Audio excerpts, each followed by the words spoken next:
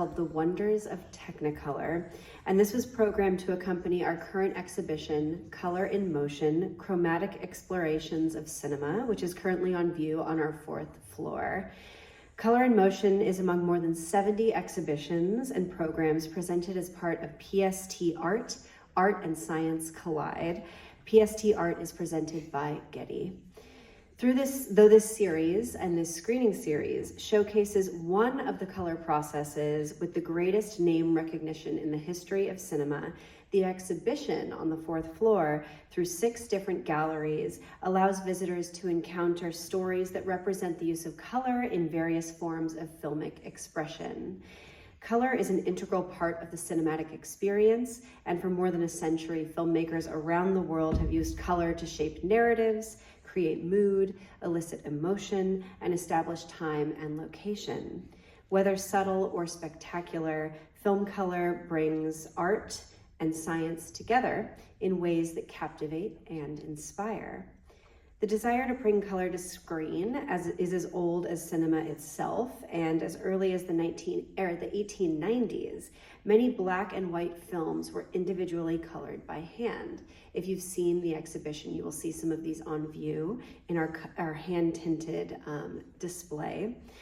Experimentation and technological innovation on both sides of the Atlantic soon led to cameras and projectors and film stocks that could capture or optically reproduce the true color record of a scene. From the silent era through Technicolor and today's digital cinema, Color in Motion, the exhibition, journeys through the evolution and significance of color on film. Technicolor 4, which was introduced in the 1930s, became the prevailing color technology choice for Hollywood productions through the mid-1950s. The influential process came to define the look of studio pictures thanks to its crisp images and vibrancy. Technicolor and its color consultants advised on all aspects of production, from costume design to art direction and cinematography and even lighting.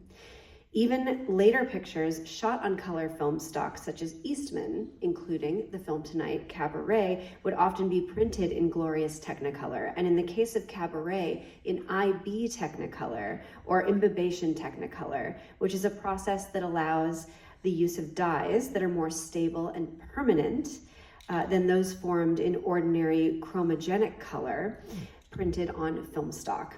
Though today's screening materials are digital, of course, the saturated look of the IB Tech film process will shine through.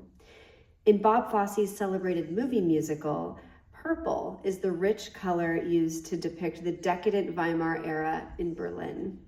When we meet Cabaret singer and aspiring actress Sally Bowles, played with electricity by Liza Minnelli, she wears a purple silk robe.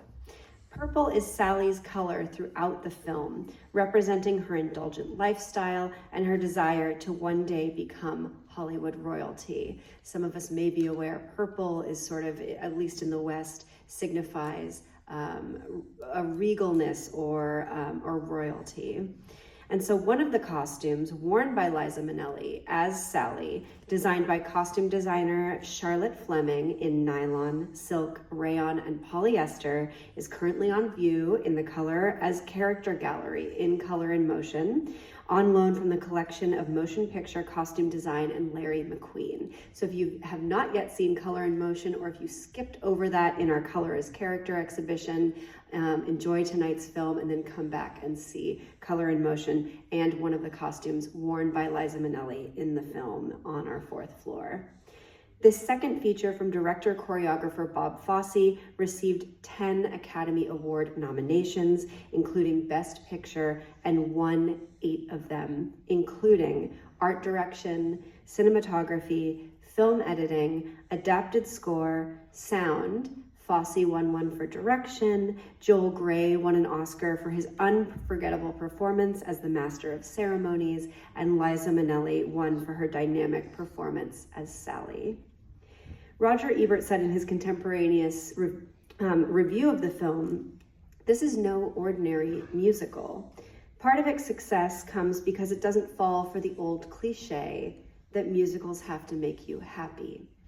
Instead of cheapening the movie version by lightening its load of despair, Bob Fosse has gone right to the bleak heart of the material and stayed there well enough to win an Academy Award for Best Director.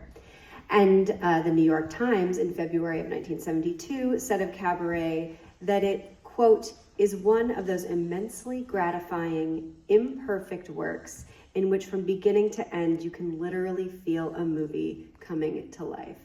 I would beg to differ with the qualifier imperfect, but you will soon see for yourself just what a masterpiece this is and how well it is aged 52 years later. Before we begin, please silence and stow all electronic devices. Remember, there is no recording of the screen allowed, and of course, we don't want any sounds or light to be issuing from your devices. Remember, there's no talking during the film.